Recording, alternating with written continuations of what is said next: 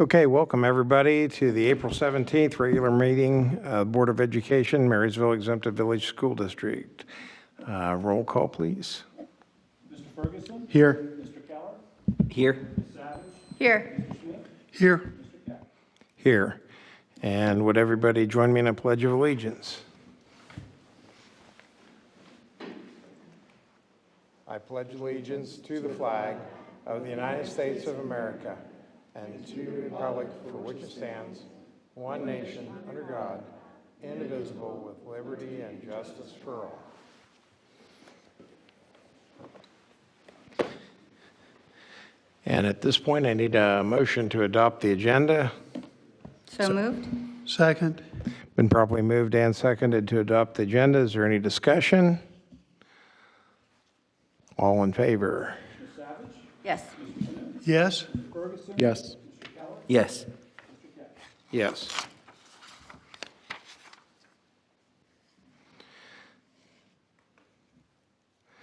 Okay, and at this point, we have a special recognition program. So, Mr. Maybe and company. Is this thing on? Oh, yes. Good evening. My name is Jeff Mabey, and I'm honored to be alongside Sue Devine, Amy Powers, and Brian Luke. We are all former board members here at Marysville. Tonight, we celebrate the incredible contributions of our Good Apple Award winners. So to all of you, we really say thank you. This district couldn't do what it does without all of the help that you give us. So thank you again. We would also like to express our gratitude for the board for allowing us to take a little bit of time on your agenda tonight. So on this special night of recognition, it feels fitting to reflect on the profound impact that Superintendent Diane Allen has had on this district and on this community. So as board members, as you know, one of the most decisions you'll ever make, one of the most important decisions you'll ever make, is selecting a superintendent. They're the ones that collaborate with your executive team to shape a vision, to build a strategy, and then to bring that plan to life. They foster lasting relationships with parents, community members, and local businesses. So from the moment we met Diane, it was evident that she had a clear vision for how we were going to move our students forward. And she knew that bringing the community along on that journey was going to be essential. So her unwavering commitment to putting students first, no matter what the circumstance, was apparent from day one. Now, when Diane joined us almost 13 years ago, and if you know anything about superintendents, 13 years in superintendent time is a long, long time. Her first major task was to start reaching out to our community partners and building relationships while simultaneously trying to pass a levy. Now, for any superintendent, that's a big challenge. But for a new superintendent who's never done that job, it's a very daunting task. So many may have shied away from that, but not Diane. I believe the courage and determination that she showed really kind of defined her entire career here at Marysville. She saw the potential to build something great here. And we'd like to share with you some of the many ways that Diane has positively impacted our students and our community. So she hit the ground running with a plan when she got here to begin by holding numerous meetings with our community members and our stakeholders to learn about really what people were proud of in this district. And also, if they had a magic wand, what would they change? So just a little more than a year after taking the helm, Diane, with help from multiple partners, submitted a straight-A grant to the state of Ohio and was awarded almost $12.5 million for the district to renovate the empty middle school and turn it into what is now the Marysville Early College High School. And then after that, in a span of 8 months, we were able to receive what was one of the largest grants in state history and open a new STEM school. This was and is a huge departure from how a normal high school learning structure is set up.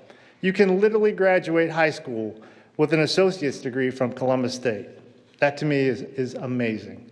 So it wasn't long after that before there were many other states who wanted to come and visit and see what Marysville was doing and how we were doing it. And if I understand right, there were also a couple of international schools that came here as well.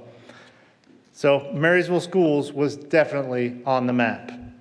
Doug Lassiter, a former board member, shared with me that he believed this project was a perfect example of Diane's leadership and impressive ability to coordinate with all external entities who were part of this grant. That would be Honda, Columbus State, Ohio High Point, the City of Marysville, and of course the Union County Chamber of Commerce. Sue? Thank you. Another of Diane's strengths is the ability to oversee multiple projects concurrently. Over the same time frame as the grant work, Diane used input from multiple community conversations and led a group that included staff, business leaders, and community members in developing the first strategic plan for the district. The mission, innovate, collaborate, inspire, along with a four-pronged focus on student performance and learning, financial stability and effective use of resources, maintaining a safe learning environment, and developing community partnerships, was and continues to be a living document. The foundation of this document comes from Diane's fundamental belief that every decision should be based on what's best for students. Here's some highlights our district experienced as a direct result of Diane's innovative leadership. The district was recognized as the Union County Chamber of Commerce Business of the Year in 2015, and business partnerships continue to grow through a robust internship program, thank you, Tammy Cooper, that allows our students to experience hands-on learning in jobs matched to their interests. In fact, our district had the first ever high school intern at the Honda manufacturing plant. The district began offering Japanese as a language option and also started an exchange program for students with our sister city, Yori. Kindergarten was changed to all day, every day instead of the previous alternating day schedule. Diane worked closely with our treasurer, Todd Johnson, to maximize our resources in every bucket: bonds, permanent improvement, and general operations. And I really don't think our community has any idea how much taxpayer money has been saved from the many collaborative and innovative decisions they made. District facilities have been maintained and improved through thoughtful planning and financial management. Our renovated stadium is a source of pride, as well as a resource for state playoffs and tournaments, bringing dollars into our community. But Diane will tell you her most important job is making sure our district is serving every single student. And she does that by being a great team player who is selfless in her desire to provide for our students and staff. From the first time we met her, Diane has always pushed a student-first mentality where every decision or issue is resolved with the best outcome for our students at the forefront. She's never wanted the spotlight, never shied away from making tough decisions, and never lost sight of the district vision. So Diane, you were captain of the ship during one of the toughest times in Marysville history. You successfully navigated the team through the storm and made our job as board members easier. You had an open door policy and more often than not anticipated questions and were prepared with the answers. It was truly an honor and a privilege to serve with you during our school board years. We had an awesome governance team thanks to a shared goal, trust, and a commitment to student achievement. Without question, you have left an indelible mark on the district that won't soon fade by the passing of time. We could not be prouder of the job you have done here, and you have certainly made us all proud to be Monarchs. Thank you so much for everything that you have done for Marysville schools. We wish you the best of the luck in the future. So I got the honor and privilege of serving on the board for 8 years, all of which was with you, Diane, and there have been a lot of achievements that were summarized, a lot of challenges.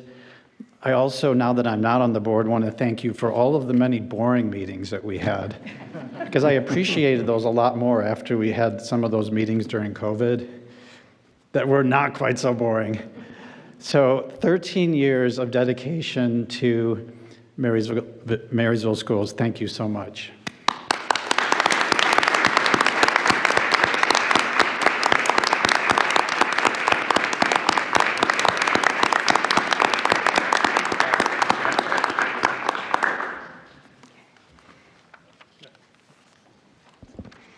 All right, and now we have another special presentation from Scott Brown, State Auditors.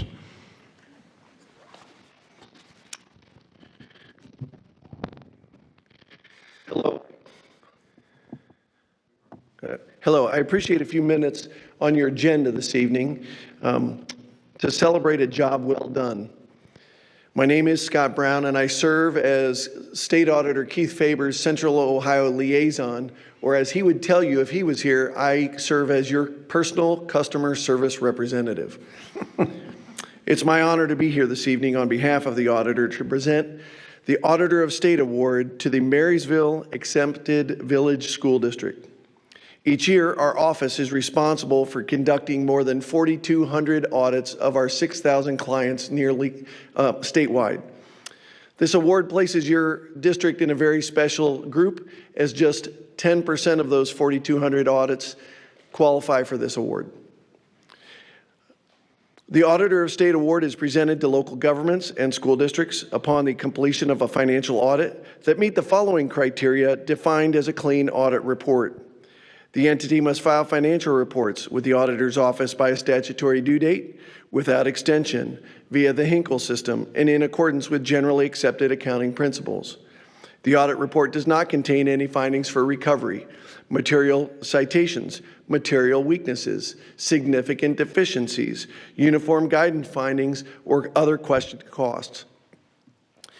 Breaking through all the audit speak, as I like to say, this award represents the hard work of all the staff and employees who make every effort each day to attain accounting excellence. We'd like to recognize the board, the administration, and the finance department that have done an outstanding job watching over every dollar. What this truly means is that across your entire organization, you have the people and the processes in place that understand fiscal accountability. I especially want to recognize your treasurer, Todd Johnson, who called me today and said he had availability on his board meeting this evening if I was available. We'd like to recognize Todd for his outstanding leadership and commitment to fiscal integrity. So on behalf of Auditor of State Keith Faber, I'd like to present the Marysville Exempted Village School District the Auditor of State Award, and I'm happy to answer any questions.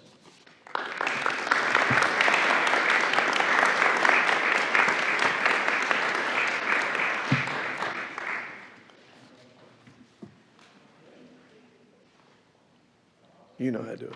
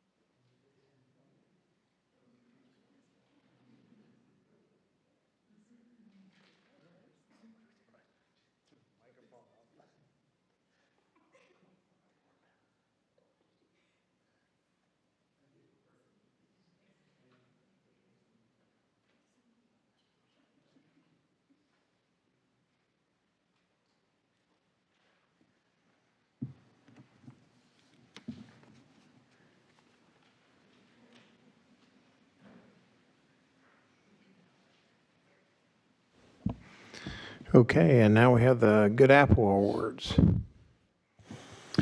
All right, everybody. Again, thank you to all of our good apples here this evening. As each of the buildings come up, we're going to ask the good apple to stand right here next to the person talking about you. And then after the person is done talking with you, we're going to ask you to kind of walk through, shake the board members' hands, and then just kind of hang out over there. We're going to bring you back in for one big group picture at the end. All right? So Sharon Gindelsberger is going to kick us off tonight with Central Office. So Aaron, come on Good up. evening. Aaron Morrison.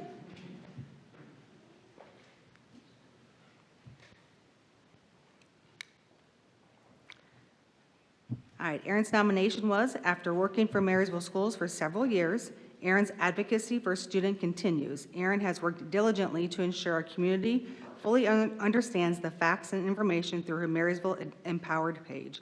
Her advocacy for public education and Marysville schools is top-notch. She participated in the State of the City address, continues to share information across multiple social media platforms, and earnestly supports a high-quality education for all students in Marysville. Her extensive devotion and tireless efforts to Marysville schools are greatly appreciated. Congratulations, Aaron.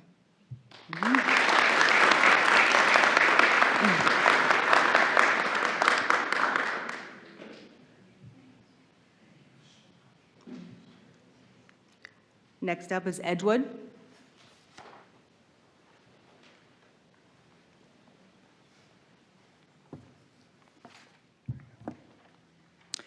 Hi, good evening. My representative tonight is not available, so she did not make it, but I am here to honor Ryan Cunningham for our Good Apple Award in recognition of her exceptional leadership, dedication, and meaningful contributions to Edgewood Elementary School.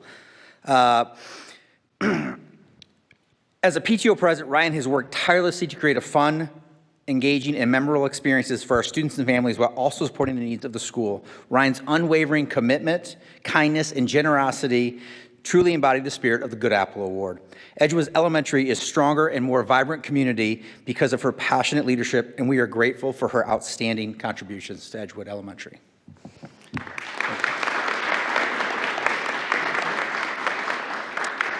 Next up is Mill Valley.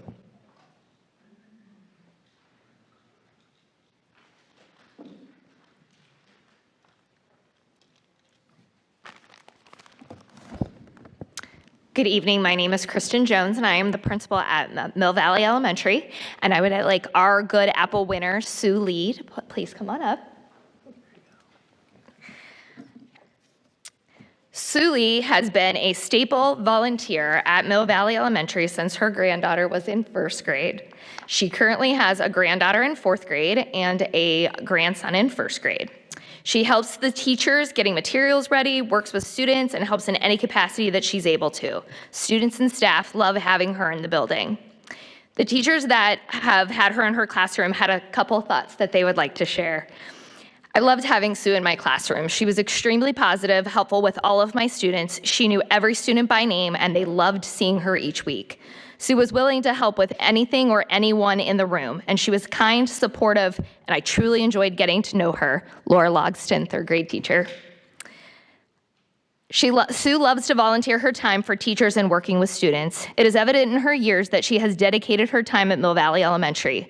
She goes above and beyond, whether this is making copies for teachers, putting together memory books, listening to students read, or playing fun learning games with students. She is always lending a hand at field day as well. She is amazing, and we're so thankful that she supports Mill Valley. That's Andrea Bowser, kindergarten teacher. And Sue loves relationships with students, supporting students in a positive way, and she's always willing to do anything with accuracy and care. Bridget Nickel, first grade teacher. Congratulations, Sue. Do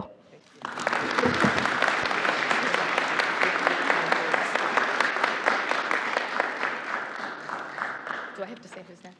Okay. Naven's going to be up next, followed by Northwood. I'm Katie Van Scoik. I'm the principal at Naven Elementary, and our good apple is Miss Lakita Chambers. And family. They've been with me all year, so. It's interesting when Lakita walked in this evening with her family, who's smiling and waving. Hi, guys. I heard a couple people say, wow, she has her hands full. And that's certainly true, literally and figuratively. However, she always has time for our students, always has time for our staff. She's a shining example of the dedication and heart that makes Naven Elementary such a special place, which is why she's this year's recipient of the Good Apple Award. For the past 3 years, she's been dependable and enthusiastic as she volunteers, always ready to step in whenever an extra set of hands is needed. From those big PTO events like our color run and the gingerbread jam to the day-to-day tasks that keep our school running smoothly. Things like picture day or providing treats that just help staff power through our tough days. Lakita consistently goes above and beyond, but she's more than just a volunteer. She's a true advocate, not only for her own children, but for all students at Naven Elementary. As a new principal, she's been a sounding board and a guidance for me working through situations, challenging situations, whether it's with students, staff, or families. She helps us be better as we implement trauma-informed care and provides a unique perspective. Her unwavering support and willingness to help wherever needed make her an invaluable part of our school community. Naven is so grateful for all that she does. Thank you, Lakita.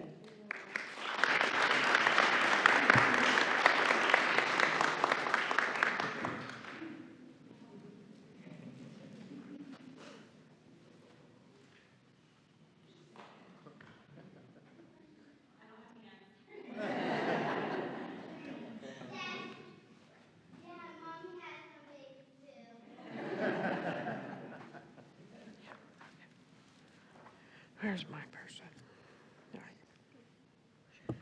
There, that's just him. Hi. Okay, well, my Good Apple recipient is Joanna Porter. Joanna, unfortunately, is stuck in a meeting in Columbus, so cannot be here. So she told me I had to keep her flowers, so I was very excited. Joanna has been a part of Northwood for the last, 4 years. She helped with the levy last year. She has been in our PTO. She's always there when I call her, except for tonight. And she is somebody that I could always count on. She has done so much. She goes in and even teaches classes to students because science is her jam, and so she goes and teaches classes to them. So we're at a great loss because they did have to move recently. So we miss her and we miss her students, but we're very happy to have had her for the few years that we were able to. So that's Joanna. I'll get off.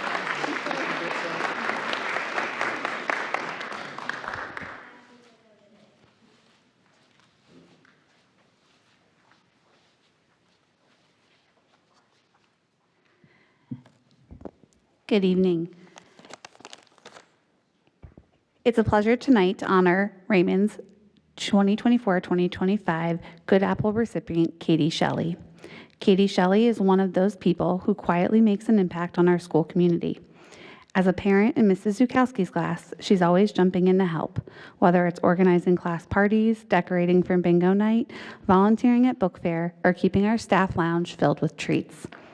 She's also right there in the classroom working with students on reading and math games, helping them build important skills while keeping learning fun. And on top of all that, she's been a fantastic PTO treasurer this year, keeping support behind our school in many ways. Katie, your kindness, energy, and willingness to step up wherever it's needed does not go unnoticed. You truly make Raymond Elementary a better place for our students, staff, and family. Thank you.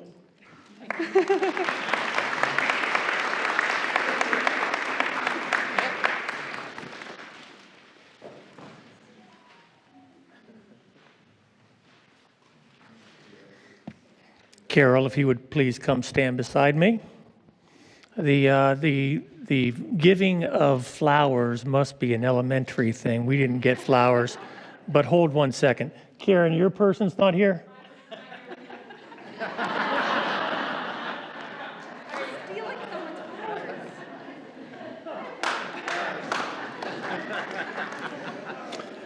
Carol, thank you so much. Carol probably walked gingerly when she was up here. Part of her volunteerism today, from what I understand, was you running a 5K with our Girls on the Run group this afternoon. Is that right? But she ran the 5K? Yeah, good job, Charlotte. It's an honor to stand before you tonight to recognize an individual whose contributions to Creekview have been remarkable. Our 2024-25 Good Apple recipient, Carol Hansen, is the definition of a dedicated volunteer, giving selflessly of her time, her talents, and her heart to make our school a better place. As our PTO officer, Carol has led with energy, creativity, and an unwavering commitment to our students and to our staff. She has planned countless events from STEM bingo night and paint with a parent night to the winter fair and spring carnival. Carol has organized fundraisers, a lot of them, provided meals for teachers during conferences, and has made Teacher Appreciation Week a true celebration. Carol's always there, always willing to help, always thinking of ways to bring our school community together. Carol does all of this not for recognition, but because she cares deeply about our students, she cares deeply about our district, and cares deeply about Creekview Intermediate. And while she does it out of love, tonight, Carol, we want to make sure you know just how much we appreciate you. On behalf of our students, our staff, and our families, Carol, thank you for making Creekview a better place for all of us. Congratulations for a well-deserved honor. Thank you.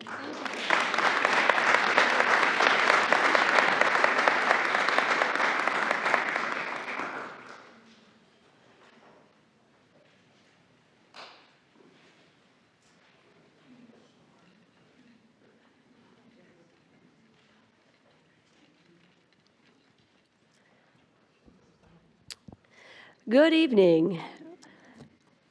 I am Michelle Koffenbarger, principal at Buntsville Middle School, and it is with great appreciation that we nominate Rachel Hollis for the Buntsville Middle School Good Apple Award. Earlier in the year, Rachel reached out to me out of the blue, I guess, if you will, on a phone call, and she says, "Hey, does Buntsville want volunteers?" And I said, "Absolutely, and thank you so much for reaching out." So that demonstrates her genuine commitment to supporting our school community. She is the parent of a 7th grade student at Buntsville. Rachel has seamlessly transitioned from her volunteer work with Trinity Lutheran Schools to becoming an invaluable part of our team and our school community. She graciously donates her time several days a week, assisting in the North Office with a variety of tasks, including answering phones, taking messages, assisting students, and supporting staff with projects. Her dedication goes far beyond the tasks she completes. She brings a warm, cheerful presence that brightens the office and the entire school. Rachel's kindness, wit, and contagious smile have allowed her to form meaningful connections with both our staff and students. Her willingness to step in and help wherever needed has made a lasting impact, and we are incredibly grateful for the positive energy she brings to Buntsville Middle School. Thank you so much.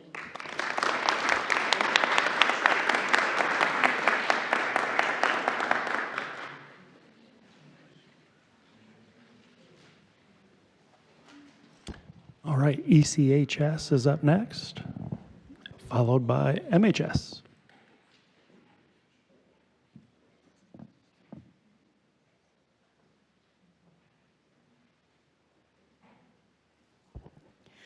Hello, I'm Tammy Cooper, internship coordinator at the Marysville Early College High School, and we are awarding our Good Apple to Melanie Ziegler at Memorial Hospital, and Rebecca Dodmead is here also.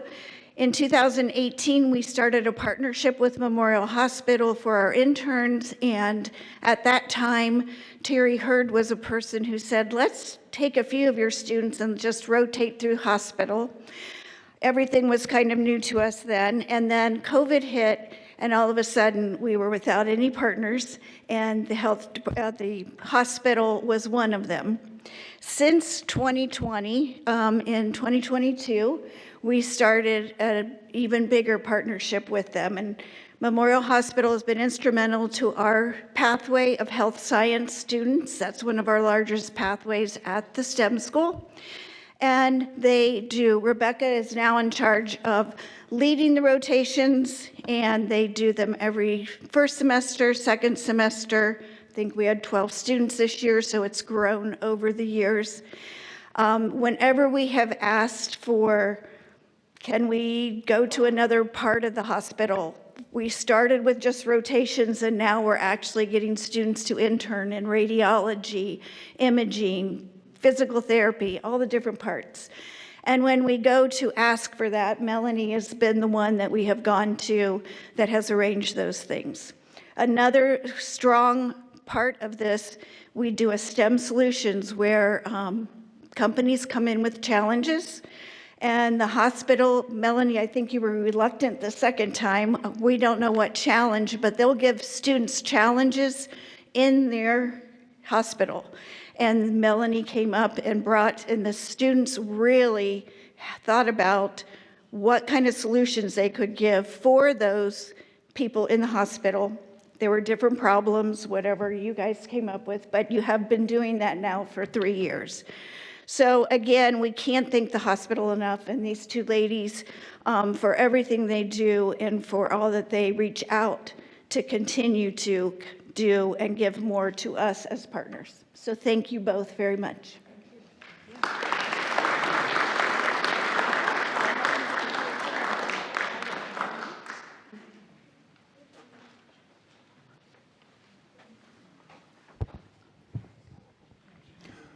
Okay, my name is Ken Chafin. I'm principal of Marysville High School, and we're going to honor Megan Metzger. Come on down. So I have a short intro that was written by 3 of our intervention specialists, Jenny Wing, Lindsay Welk, and Kelsey Ahern at Marysville High School. Megan has been an avid volunteer for the MHS SLC for many years, working directly with many of our students have the most significant needs. Megan brings a high level of energy, enthusiasm, and positivity to our classrooms. Megan jumps right into whatever task the class is working on and never shies away from a challenge.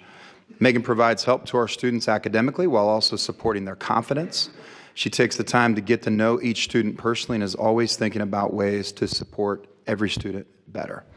Megan is eager to learn from staff and has even taken on the task of assisting during class outings. From my standpoint, I believe that our students in the SLC have some of the best smiles in all of the world. And what I will tell you is that they're the kind that take your breath away, change your entire day, no matter how bad it is going, and make everything better. And Megan walks into our building, smiles, and makes everyone else do exactly that. Not just our SLC students, but everyone she comes into contact with. The research is clear that it's statistically significant, the effect size of improving somebody's day when you just simply smile at them. And she does that in our building and so much more. Thank you to our 2025 Good Apple Award winner, Megan Metzger.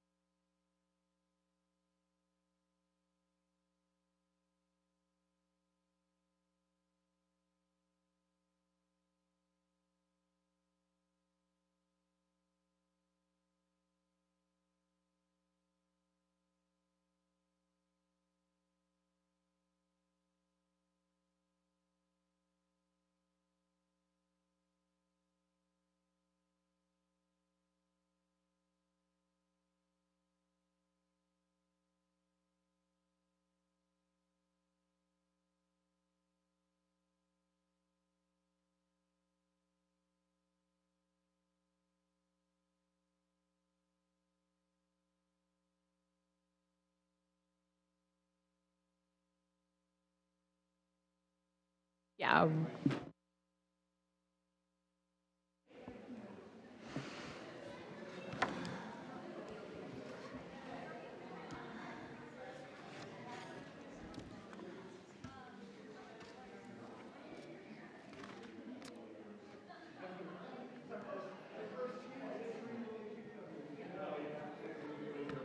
Okay. Employee of the Month is next. It's my pleasure to recognize Jacob Conley as this month's Employee of the Month. I don't think Jacob could attend tonight, so I will read the comments that were submitted for this recognition. Jacob is extremely helpful and knowledgeable. He provides assistance without hesitation and does so with the utmost professionalism. I am sure he's pulled in 1,000 directions, but is always extremely timely, responding, and is gracious when answering even the simplest IT questions. He deserves to be recognized for this hard work and dedication to the district. We are lucky to have him at Marysville. So thank you, Jacob. Okay.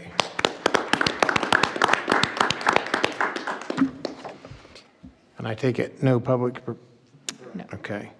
And let's see, we're now to presentations from the high school and early college high school.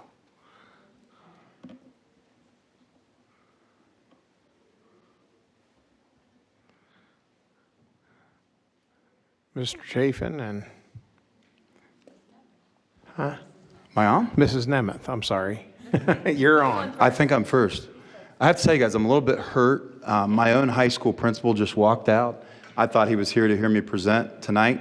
And I think Lisa thought everybody else was here to hear her. So kind of hurtful. We're going to talk about extended programming in both of our buildings and what that looks like, and also some data points that certainly show what it means for kids. So if you could actually go 2 forward, that'd be great. Oh, is there a clicker? Okay, got it.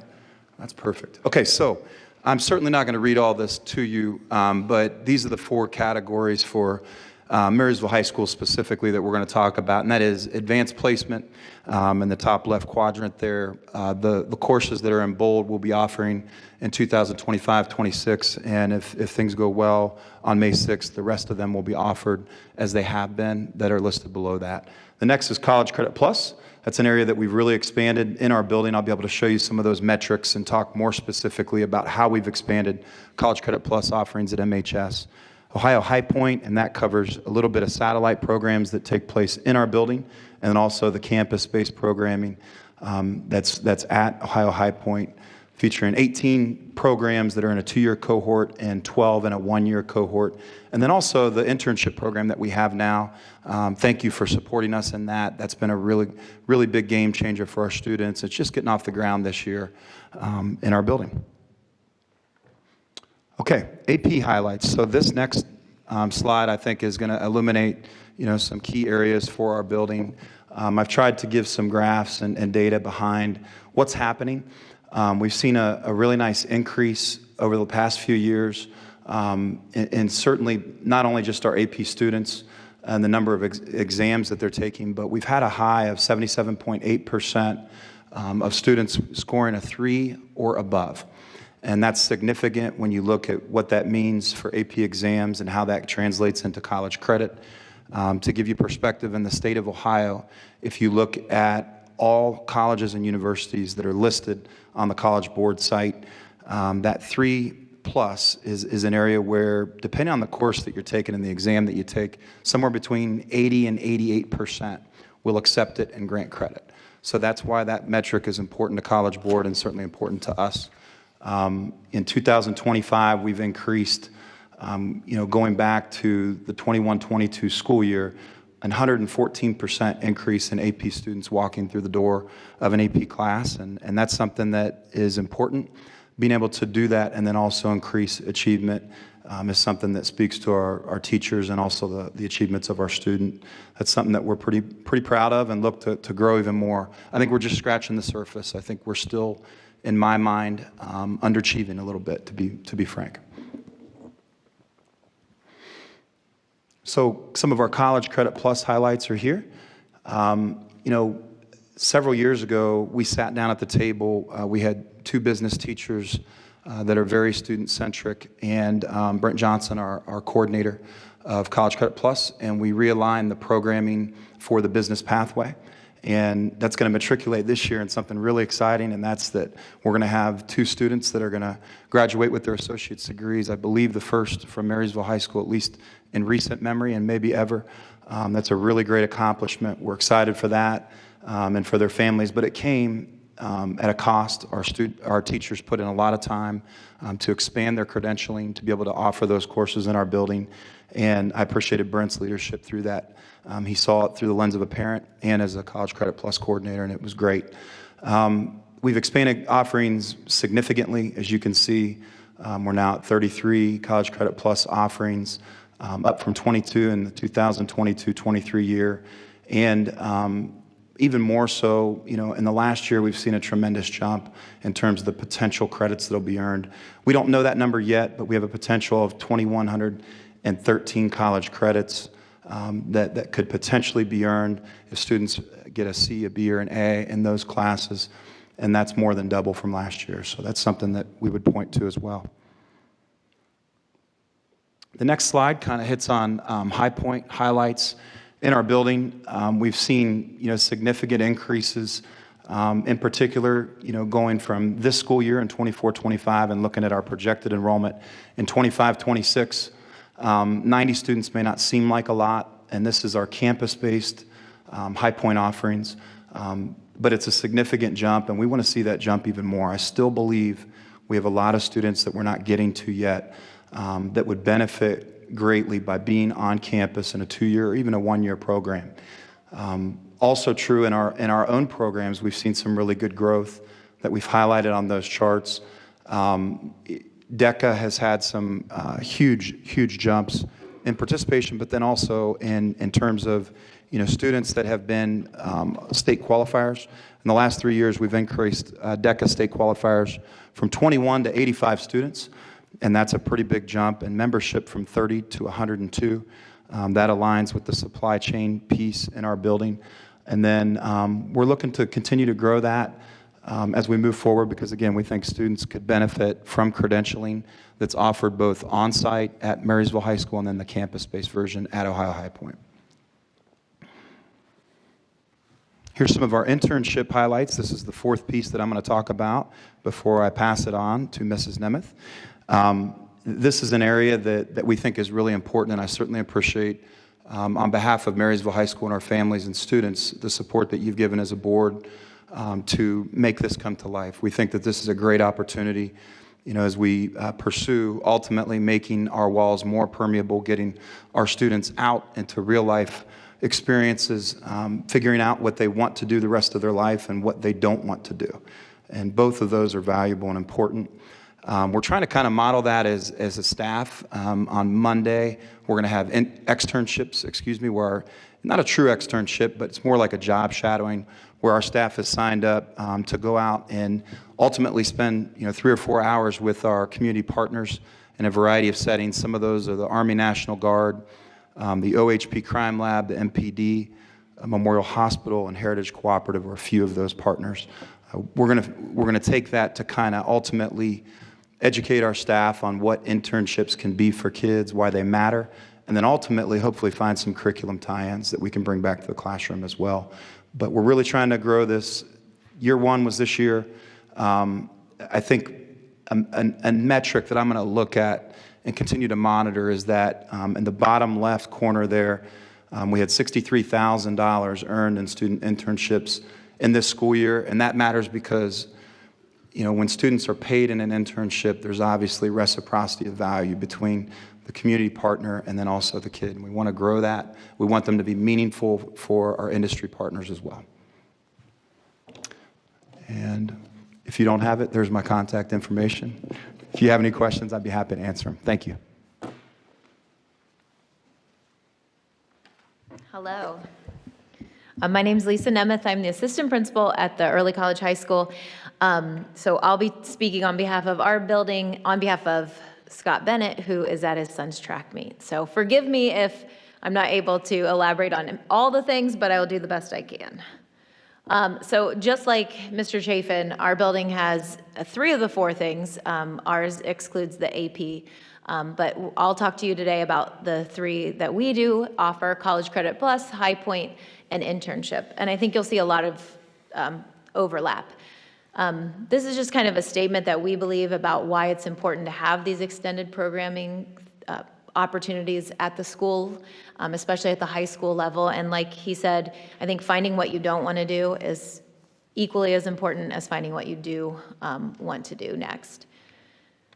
So talking a little bit about why Credit College Plus, I think we all know the biggest thing is time and money. It helps our students to have a leg up whenever they get to college. They understand it maybe a little bit better because we've taken the time to expose them to that in a safer setting. Working with their peers and seeing other people go through it in a way that's comfortable, I think is only going to serve them better once they kind of go out on their own. So what we have at the Early College High School, as far as our numbers are concerned, we actually have 7 students this year on track to graduate with an associate's degree. We usually have between, I would say, about 5 and 10 a year. And so that's something we're really proud of, and those students are certainly working very hard to get all of those credits. This year, or right now, we have 195 students taking those courses.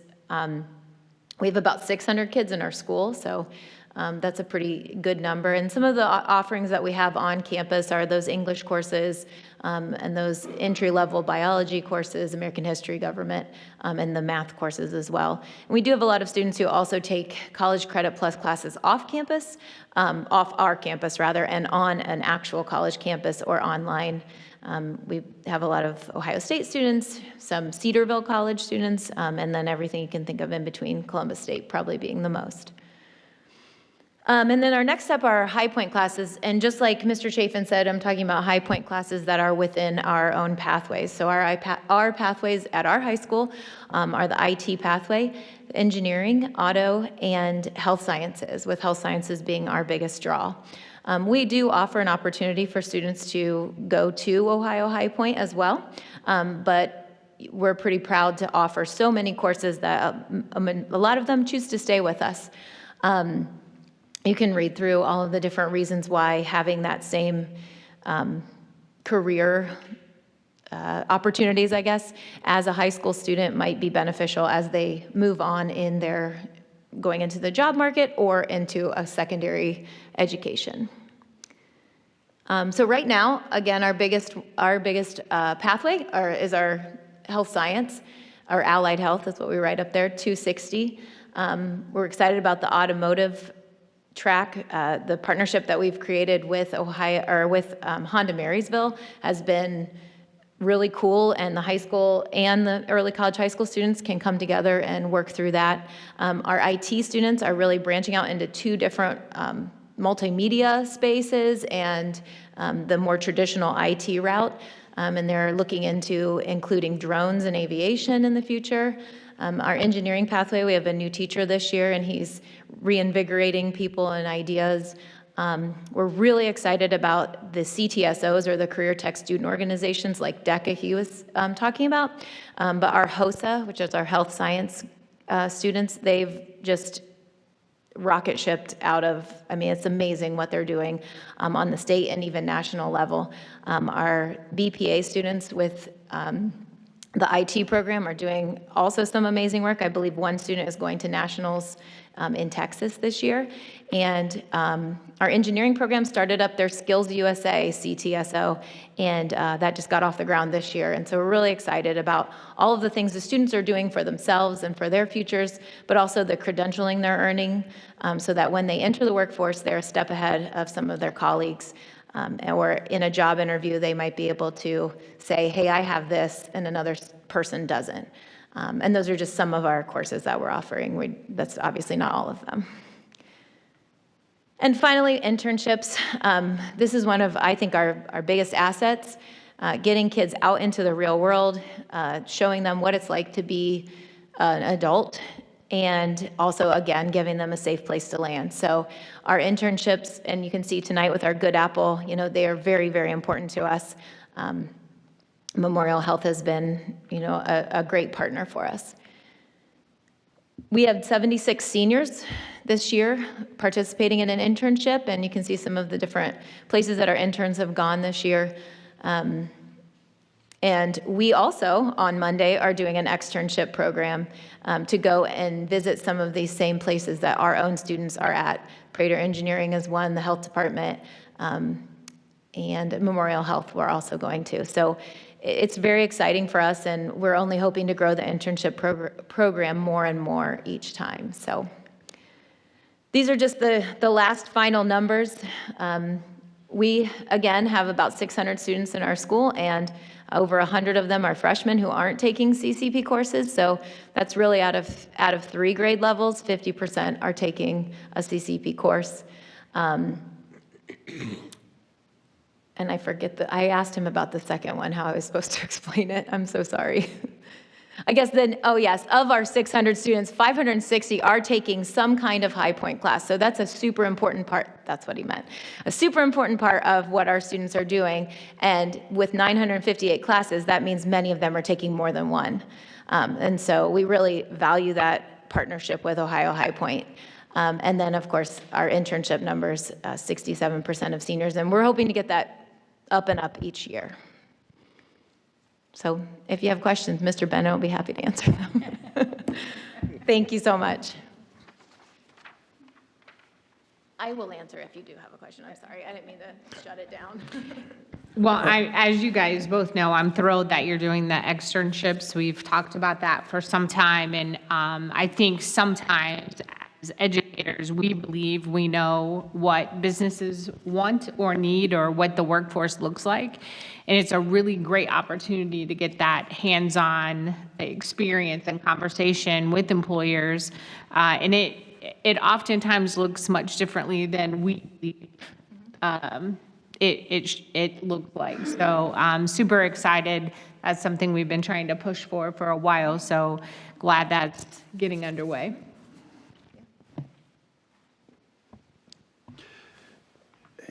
I don't know that I've got any real questions for you. I taught AP classes for about 17 or 18 years, and I had also taught in the College Credit Plus program, and had an opportunity under the old State Department of Education format to serve on a committee that developed the rules for the College Credit Plus program statewide.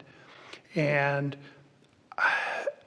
these programs, the AP program, the internships, the College Credit Plus, all of these extended academic programs,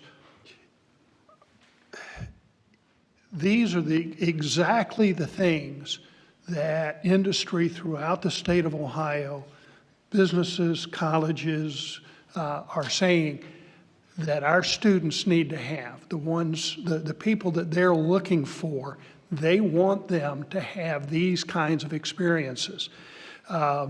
They want students that have been challenged academically, that have shown that they can meet academic rigor with academic effort. They really have emphasized the ability of students to be able to accept a challenge, work through that collaboratively with others. And as you look at our schools, and you look particularly at our 2 high schools, what you see is just amazing opportunities for kids to be prepared for a successful future. There's no doubt that technology and AI and just the economic environment is creating a real challenging environment moving forward. And it has been said a number of times that when I was in school, the high schools gave me all the information that everybody thought I was going to need for the rest of my life. That my math classes were going to be sufficient, my understanding of chemistry and so forth was going to be sufficient for the rest of my life. And to show you a little bit, the atom, I learned, was the smallest particle in the universe. And that was disproven 50 years ago. not to be the case. There are things that are much, much smaller than that. And in many ways, when we look at some of the industry around here, they're doing things at smaller than atom size. And so, you know, we face the challenge today as a board and as a school district trying to educate kids for a future that we can't really envision. What they're going to need to know and the skills they're going to need to possess are things that we can only guess at. But we do understand that being able to communicate, being able to work with others cooperatively, and to be able to be creative in your thinking are the basic fundamentals that they will need to have. And I applaud you and those that you work with to offer these programs, because this is this kind of thing that to me is the exciting aspects of what we do at Marysville. So thank you. I just wanted to compliment you. I've been involved in the internship presentations over the last several years. It's a great opportunity to see how students take the internship and what they learn from it and how they grow from it. It's amazing. I've also been involved in the interviewing skills, which is part of the internship program, and I think that's super valuable for our students to get some kind of real life professionals interviewing them so that they understand what's going on. Also been involved in challenge days, which again is part of this whole thing of extended things that you're bringing, and it's a wonderful interface between businesses and education, and it helps the transition from point A to point B and is extremely valuable.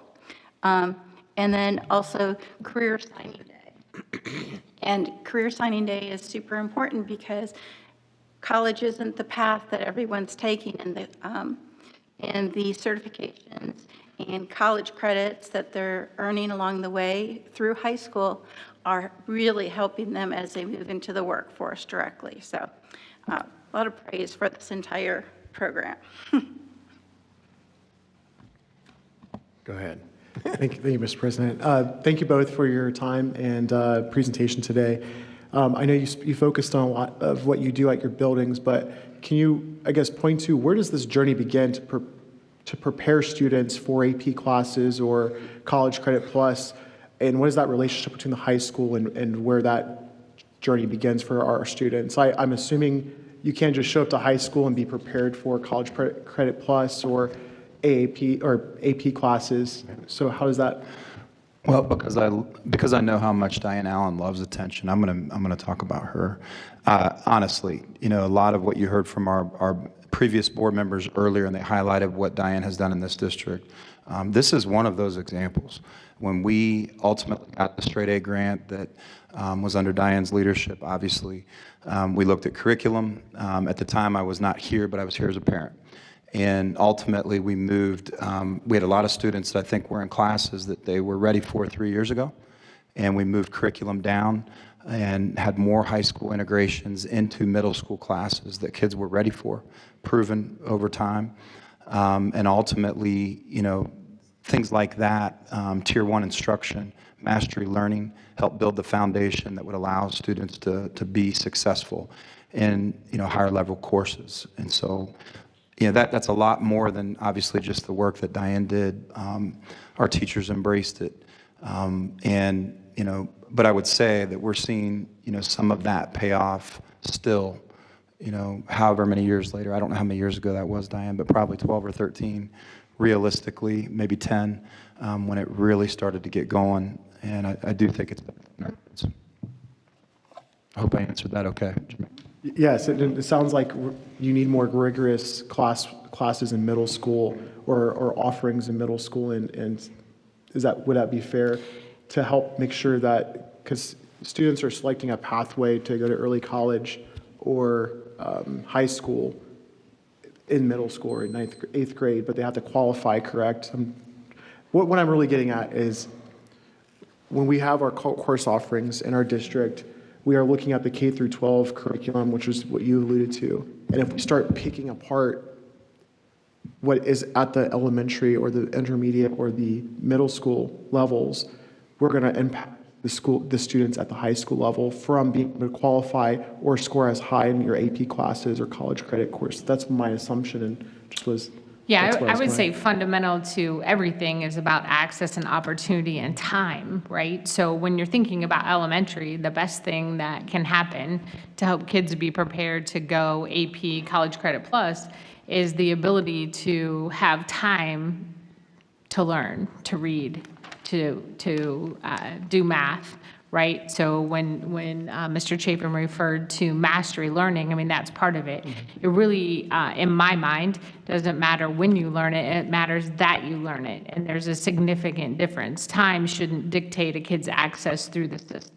So those I would make the argument fundamental back to elementary school, right? And those building blocks that come up through with you, it's about access and opportunity as well.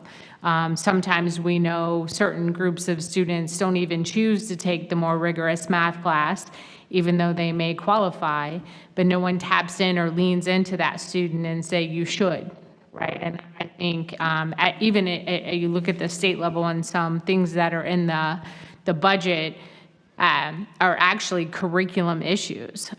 Things like kids who score in the highest levels of math will automatically be placed in the highest level of math at that grade level, and the parents have to sign you out to move back just from that idea of access. So I think that's gaining some momentum too in the state, and that's kind of how we've felt the whole time. It shouldn't be a grade level that creates that barrier, that it should be up to where the child is, and if a child isn't where they're supposed to be, different doses of time and different strategies to build that set. Thank you. And my last question is, if we lose some of these offerings like AP or maybe even some of our internships, how will that impact our student experience and prepare them for their future? Yeah, I mean, there are several ways to look at this. AP Access College Credit Plus courses are great indicators of college readiness, no question. They correlate strongly with ACT, which is one of the greatest predictors of college success as well. But what I would tell you is with the reduced AP offerings, looking at our projected, ultimately, the amount of exams, if we held true with 77.8% of students that are scoring at a 3 or higher, and you combine that with our College Credit Plus, what we're predicted to get credit-wise, you're looking at $500,000 difference between last school year to this school year just at MHS. That's how much it's changed. That's how much it's grown. That's how many opportunities our students have had. It's significant. And then I would add to that, the internship experience is something that is truly one of the best preparations for our kids beyond here, not just even for the career, but also it's a great preparation for those that are going to college or directly into their career. It helps prepare them to juggle a lot of different things and work with people. That's important. Lisa, you probably have more. The other thing I would make the argument is a competitive edge for students who are moving on to college. The strength of transcript matters. And if you're looking next to another student who has certainly had a more rigorous opportunity in their high school career compared to a different student, a lot of times that award goes to someone who's at least attempted more rigorous courses. So I think it does speak a lot to strength of transcripts when that is not present on a student's official record. First of all, thank you. And second of all, it's amazing in education how things come around. I remember my first year superintendent coming into my room and saying, what's your percentage of internships? And I said, it's around 40%. And he said, do you understand it needs to be 69?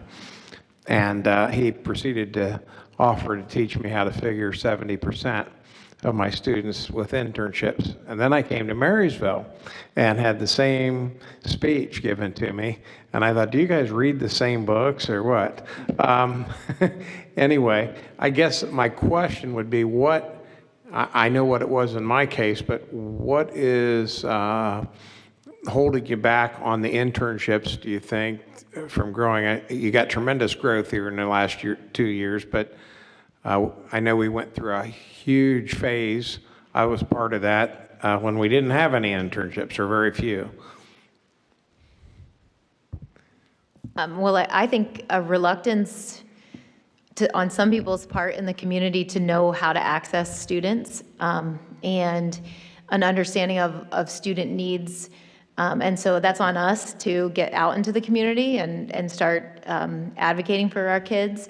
So I just think there are barriers that are like easily jumpable, if you will, and we just have to get out there and really work hard. And I know that the internship program at the high school is taking off like a rocket ship, because now that High Point is also investing their people into cultivating those relationships. So I think we're only on the upward path, and I do think it's about having that shared understanding of what our students need and what the community needs. And I'm hopeful that Monday, when we can go out as high school teachers and see those things, that maybe some of those barriers can be broken. Great. I would also say I'm on my third intern. I haven't worn them all out, I don't think, but and the problem that I see from an employer standpoint is these students are also very involved in CCP and AP courses, and it really limits their time commitment toward their internship. I understand that, but I don't know how I don't want to get somebody who doesn't have an interest in CCP, AP either working for me for obvious reasons. Is there any way to? Yeah, that's a great point. We've definitely looked to segment our day in ways just using conflict matrix. So taking courses that students signed up for and trying to place them in ways strategically where there are larger gaps of time in order to do internships and other pieces as well. It is challenging, to your point. I think, in terms of moving forward, we're still a word of mouth community. And as experiences continue to be great for kids, continue to be great for our industry partners, I think they're going to continue to grow. Great, thank you. All right. I guess that's it, thank you. We're on to propane transition.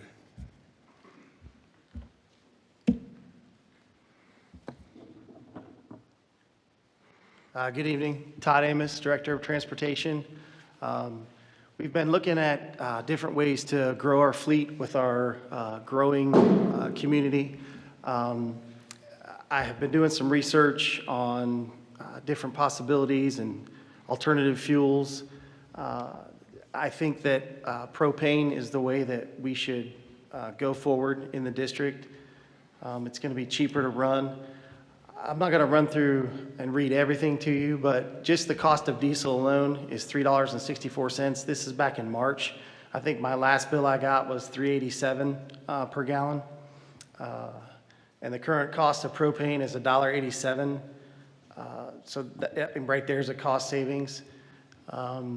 It costs about $143,000 less than diesel to run the life of a bus. The life of a bus is between 10 to 12 years. Recovery for the infrastructure costs are 4 to 5 years with 2 propane buses. Propane buses, the advantage to those over diesel is there's less oil to operate. They operate efficiently, more efficiently than diesel, less petroleum in the work bays for the mechanics to deal with. And then cold weather starts, you don't have to turn the key, wait like 3 minutes for the glow plugs to light up and then start the bus. This, it's just like a gas car. You get in, start the bus, and you're ready to go. Roush is who manufactures the propane engines. It's designed by the Roush Racing Team, so they've put a lot of time and effort into developing a more efficient, better engine, reduced emissions, lower carbon footprint. So it's good, it's green. That's not the reason I think we should go to propane, truthfully. Those are nice offshoots for this, but I do think that just cost-wise alone makes it worth it to the district. We put an initial bid out in May for a fuel island.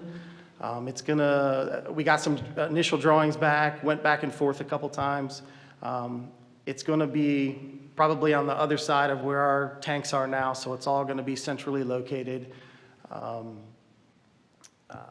You can get 1 to 3 year contracts. I'll talk about that in a second, but you can get 1 to 3 year contracts on propane, so you can lock in prices, which will help for the future. I have proposed to add 4 propane buses in '26, 2 of those being special needs because we have to add 2 more routes for our special needs drivers. And as going forward plan would be to retire the buses over the next 10 years and 3/4 of our fleet be propane instead of diesel. And it is in line with our Raymond propane future building from the master plan. I didn't get it in time from Beth from Fairbanks, but I talked to her. She has buses, propane buses. Some of the things that she said was that fuel cost savings was what made her decide that she wanted to go that direction. Just saving the money on DEF, diesel exhaust fluid, it's a additive you put into the bus, and it basically makes the diesel run cleaner. Last year we spent,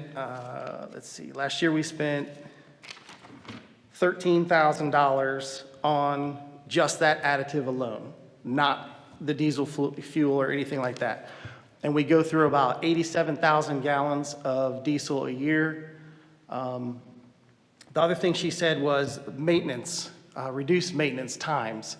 When the check engine light comes on, a lot of times it could be several different things on a diesel bus. She said that when diesel light comes on that engine, they know exactly what it is, and it's quicker in and quicker out because you don't have to do as much with the diesel and draining tanks and all that kind of stuff. The last thing was less warning light indicators. So for instance, today we had about 4 engine lights come on. What does that mean? Well, that means we have to look and find out what it is. Do we have to take a driver a bus or whatnot? So less warning light indicators because of the engines and the cleanliness and all the stuff that goes along with busing. That's it. Thank you. Let me ask, thank you, first of all. But you gave us the price of a gallon of diesel and a gallon of propane, but what are the mileage of those buses? So in town it'd be about 400 miles to the tank and 500 miles on trips. What does that equate to? I haven't really seen a propane bus, but I know that right now our diesel buses are probably getting maybe 6 miles to the gallon, maybe 8 if we're lucky. And the gas bus, we have 2 gas buses and those get about 4 miles to the gallon. What's the cost of the buses comparatively to purchase? They are a little bit more expensive than gas buses, and they are probably, I think we just paid probably around $180,000 for our new diesel buses, and these are coming in right around between 140 and 150, depends on what you get. If you get the special needs package, it adds a little more because there's more parts and stuff that we need for wheelchair ramps and et cetera. And what's the proposed longevity of the propane versus diesel in terms of how many miles? I think it's roughly the same. I think it's probably a 10 to 12 year lifespan of that bus. We try to trade in buses or get new buses when we have buses hit 150,000 miles. Currently in my fleet, I have 12 buses that have over 150,000 miles, which means they're probably due for extensive service, expensive service. So I think that would be the same, but I also think that there's less wear and tear, there's less parts on a propane bus than there are on a diesel bus. No DEF tanks, no DEF heads, none of that stuff. So. Well, the DEF and the exhaust system with it is a major problem. Yes, correct. The smells, yes, Yeah, absolutely. well, and it just shuts down. I don't know how many times we've had a bus in the middle of Raymond that would go 35 miles an hour. That's another maximum. thing. Yeah, that's another thing. I mean, their government is not going to get any less stringent on the what the buses go through. So if you've ever been on a bus and it derates, and I have, and that was a very enlightening experience. Luckily, there was no students on the bus, but you're cruising along on 31 at 50 miles an hour, and then all of a sudden, the government decides to derate your bus because whatever you're doing, they think is more pollutant, and it shuts down, and you're driving 5 miles an hour. It's not fun. No. Yeah, what about availability? Because I know that we were trying to get a bus and there were not buses available. So can you speak to the availability of propane versus maybe diesel? Yeah, diesel buses, they're probably running anywhere from 18 to 20 months to get them. And the propane buses are readily available now. So if we were able to get buses, we could order them and have them here probably as early as next school year. Are our mechanics equipped to do the repairs on the propane bus? Yeah, the propane is really no different than being a mechanic on a gas bus. Everything is the same, it's just converted to run on propane instead of gas. So yeah, they're absolutely, I mean, he's ASC certified, he's got, I don't know, he's got a ton of different accolades to his reputation. So it would be much easier to work on that than it is to work on diesel buses, 100%. Thank you. Thank you for your presentation today, and it looks like this is an intentional strategic change in our fleet, and that you've quoted the buses that you're going to have to replace anyways, and this is a good time to go ahead and make that investment in the island and go ahead and start converting the fleet over. Are there any safety concerns or enhancements between diesel and propane, if for like a crash-related incident, or is there any concerns with safety? No, there's no concern on the propane bus. It's less flammable than diesel or gas is, so I have no concerns whatsoever. Part of it's my own ignorance between, I don't know the difference necessarily that's why I'm asking that question. And also, do you know how many districts are moving in this direction? I know you quote it to Fairbanks, but is this a movement just so we are comfortable knowing that this is a long-term investment or a long-term decision, right? Strategic decision. Is this where kind of transportation's heading for school buses in general towards diesel or towards propane from diesel? I haven't really talked to any other districts, so I can't speak how they're doing it. But I mean, just from the standpoint that the regulations are getting harder and harder every year, especially with the new transportation team that's in office now. I'm not sure what they're going to say we got to do.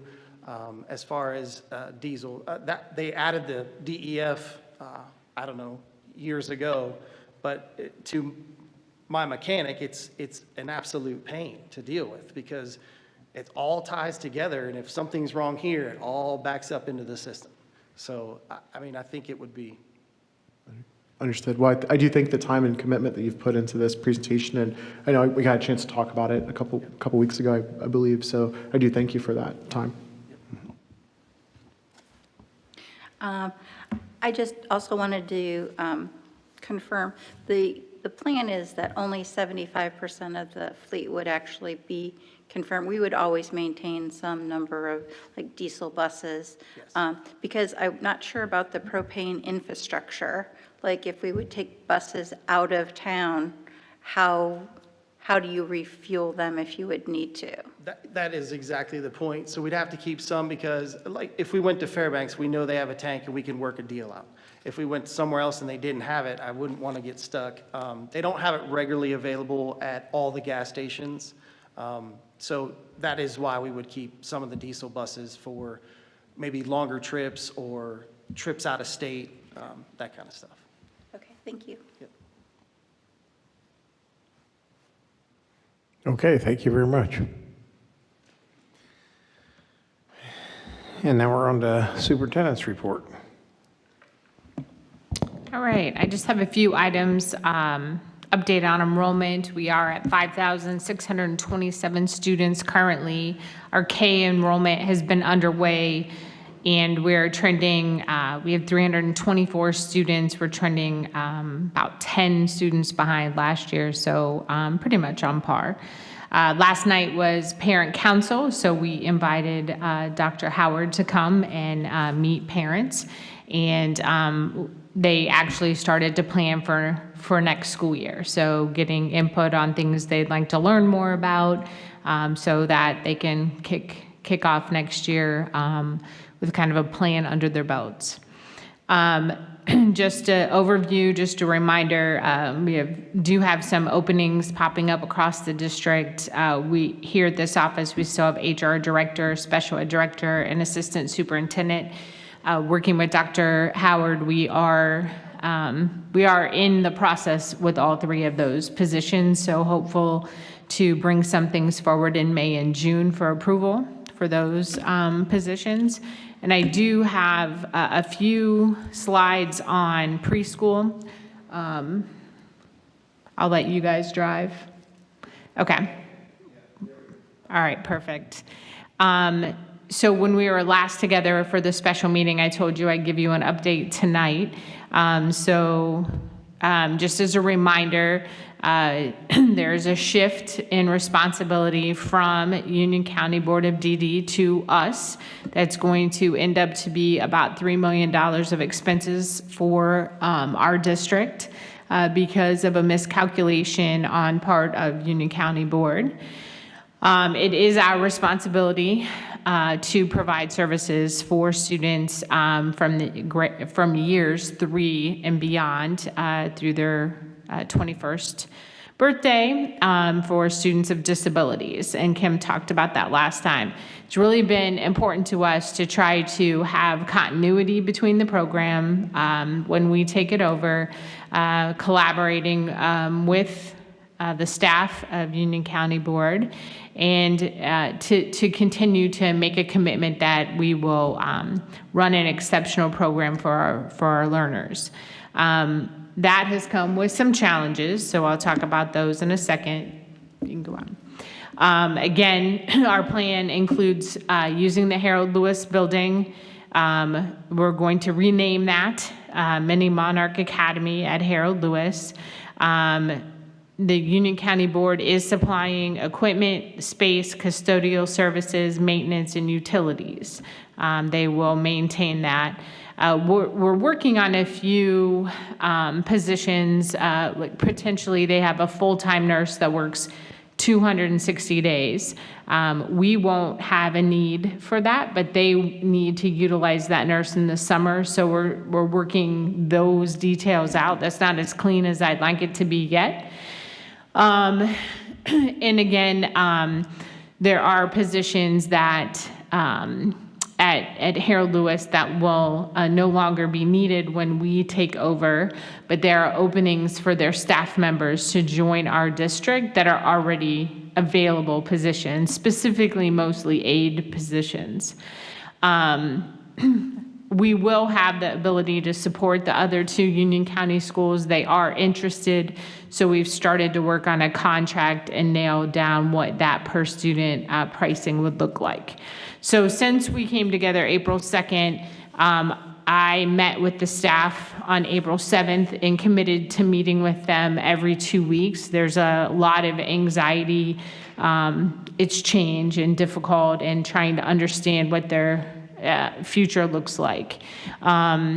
We've also met and planned with MEA and OEA on how those people will transition into our district, so we're in good shape there. Kim met with our preschool staff because if you remember correctly, our Naven students will be moving to the Harold Lewis facility. Parents have now received 2 communications from Union County and Marysville schools together. We've also started transition planning with salaries and benefits. We have an HR meeting next week, and then our current HR staff will be headed over to Harold Lewis within the next couple weeks to just start onboarding. And we're trying to create kind of a master list of this is what we need from you, so we can get them set up. We've held a couple follow-up meetings with Harold Lewis leadership team. Also Ryan and Tommy have gone over to the facility and started to look at things at Harold Lewis like wiring and network and security and badging and all of those items that are vitally important but kind of secondary to how we've kicked off.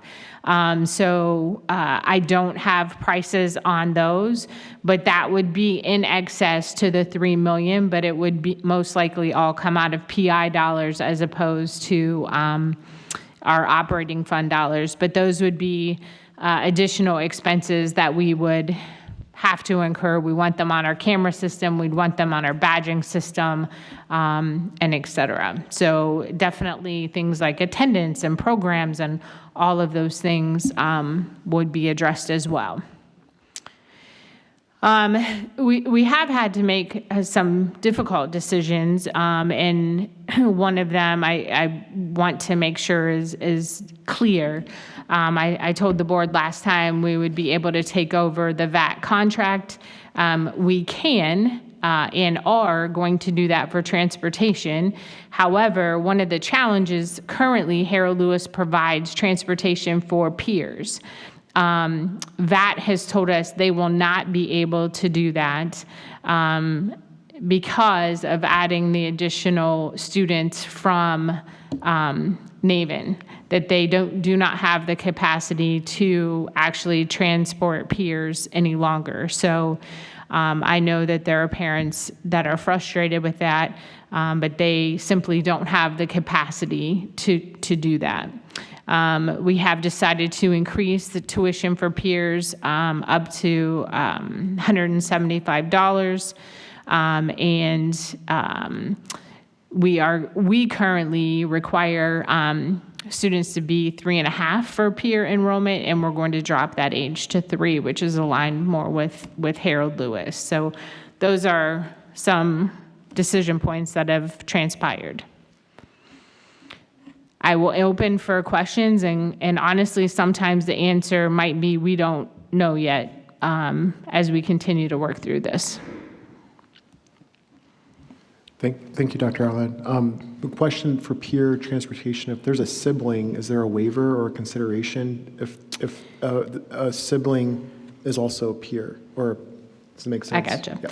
So we are checking with legal on that. So if you provide for one student and not every student, there may be challenges with that. And so we are currently talking to our legal team about that as a public entity. So we don't have an answer to that yet. I know that things are very much in flux, but are there specific policy changes? You have, we used to require 3.5 years, and I assume we have a policy that says that, so that I would expect we'd have a new policy or an amended policy. Are there other policy things that you're thinking of that might have to be looked at? Not at this point. We may have to talk about some of the things with networking and some of it. It's kind of like opening a brand new building that you weren't prepared to open in 3 months, right? And so we kind of have a list of things we continue to check off. That's probably more of an internal regulation. I would have to look. I don't think we have policy that speaks to age, but I'm not coming up with any off the top of my head. My bigger concern is really how we ensure safety in that facility, because there's still going to be some Union County operations there, and we have safety standards that we abide by. So part of the benefit of having Ryan and Tommy walk through there and ask questions, and now we have a whole nother list that we're working through. Yeah, thank you, because having, as board members, having good policy in place is critical to making sure that things are done in the right way. And so that was really what my question was aimed at. So yes. Thank you. Any other questions? Just one more time for the people in the back. Why is Marysville School District having to take over Harold Lewis Preschool, aside from that they don't have enough money, but? Well, we have a legal responsibility to provide education for students with disability from the age of 3 to their 21. So, that is IDA that we have to follow. And again, they're back a long time ago, Union County Board of Disability and lots of county boards even offered school age programming. And over time, that has dissipated with changes. Our county has been fortunate enough, our district has been fortunate enough that our county has continued that pre-K programming for us in that manner. Unfortunately, they're not required to. So that speaks to why we need to take it over. Sorry, I have 2 questions, if I may. So we have a preschool program at Naven right now, and no longer at Mill Valley. We used to have 2, but they're now 1. They're all at Naven. They're all at Naven, okay. When it comes to like the inspections and the star rating, is this a new entity or is this a transfer? Like, I'm just curious how that works. And then my second question is, how many classrooms would this free up at Naven, this move? Thank you. The last question's easy, 4. So that does create space and kind of reimagines that as our maybe overflow space that we had it scheduled for originally. All the rating systems with preschool are pretty rigorous, so you're going to enter that as a new facility. But Sue is as well versed in that. Kim's already been talking because we are going to, or they are actually going to renovate some shared spaces over there to create more classrooms, and that's what's going to allow us to maybe help Fairbanks and North Union as well. So we will go through that entire process again. Yep. Okay, we're on to the treasurer's report.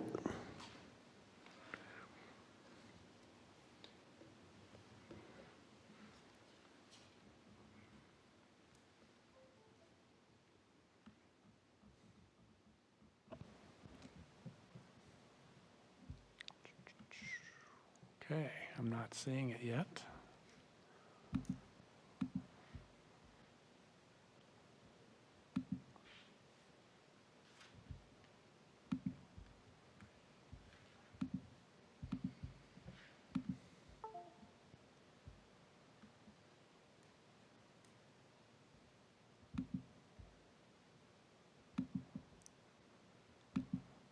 Would help if I clicked the right room, sorry.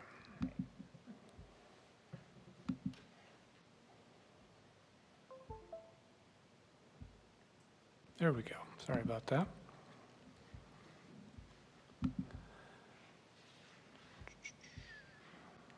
So for my report, I'm going to give you an update on the state budget. Previously, I updated you based on the governor's version of the state budget. So we now have, just recently, the House passed their version of the state budget. So just some updates based on that. So House Bill 96, from the House version, they've released simulations. So for Marysville schools, that would be an increase of $106,000 in fiscal year 26 compared to our funding this year. Okay, so that actually, we would see an increase with that House version. You may remember the governor's version, it was a reduction of $225,000 in 26. And then in 27, that House version would be an additional increase of $53,000 on top of that 106, whereas the governor's version, it was an additional reduction of $188,000. And again, I don't want to, throw any confetti just yet because, as you know, this now goes to the Senate version, and who knows where we go from there. You've got one version that we lose a lot of money, another version we get a little bit of money. We could end up in the middle, who knows? But this is where we're at right now. For perspective, our current 5-year forecast assumes an annual increase of $240,000. So if based off of those numbers, we would still see a decrease compared to our 5-year forecast. But it's worth noting these simulations are based on January 2025 enrollment. I think it's safe to assume that if our enrollment grew, that our funding would also grow. But I don't think there's any certainty in that yet. So still, obviously, a lot of uncertainty on what state funding will look like next year and in 27. I think it's interesting to note that the House version basically just presses pause on the fair school funding formula. So with the governor's version, they were keeping the fair school funding formula intact, but they weren't updating the cost inputs. And that's why a lot of schools were losing money.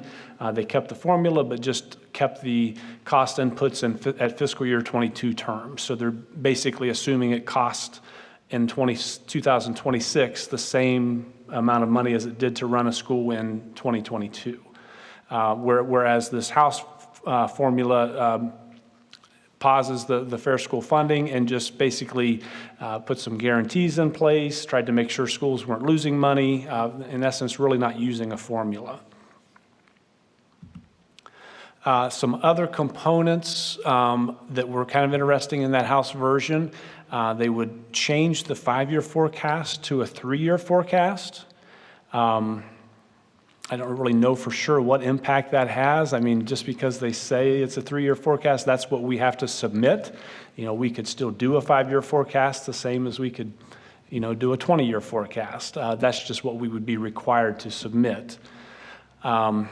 I think another one that's even more impactful, Auditor, State, and ODE would be required to look for deficits in the first 2 years of the forecast, whereas current law, it's the first 3 years of the forecast. Why I think that's really of note, a lot of the cuts that we've already made were to avoid a deficit in the 3rd year of our current forecast. Had we not made the cuts that we've already made, we probably would have a deficit right now in that 3rd year of the forecast. So they've kind of moved the goalpost a little bit there. Again, just because that's what they may show as a benchmark, I don't know that necessarily means. I just feel like it would be short-sighted to say, well, yeah, that deficit's way out there 3 years from now. I think it would not be great for planning to only look 2 years out when it comes to funding decisions. And the one that's really getting a lot of buzz right now is the carryover balance provision. So in the House version, there's a provision where if a district's carryover balance exceeds 30% of prior year expenditures, the County Budget Commission would reduce tax rates. And it's interesting to note that it would eliminate the 20 mil floor in that year. So they could reduce those tax rates below the 20 mil floor, below 20 mils, if that carryover balance exceeds that budget. So just to put that in perspective, if that were to come to fruition, Marysville Schools would be, we would have a carryover cash balance in 25, carrying over to 26 that would be higher than 30%. So that blue line there shows our existing cash balance. And like I said, a lot of those cuts we've made in the last 2 to 3 years has allowed us to keep that carryover cash balance high, knowing that it was going to start dropping pretty fast. With that provision, if it were to come into place, that would potentially cut $5 million of tax revenue that would go into fiscal year 26. So that orange line there shows the House version where the $5 million is being cut. So at the end of the forecast, you're taking a $17 million deficit and turning that into a $23 million deficit. And what I think is important to note is there's every district has their own story and unique set of circumstances. Preschool is a very unique circumstance for us right now. So if you throw those $3.5 million of preschool expenses onto this same graph, that ending cash balance in 29 goes from a negative 22, 23 million all the way up to about negative $38 million. So obviously very significant in that, that cut of $5 million with this provision would only exacerbate that situation. So what can you do? You can contact your legislator. I've got the information there for how to contact them. We've also created a district document with talking points on state funding, and that's available, and we'll have the contact information on there. We'll have that on our website.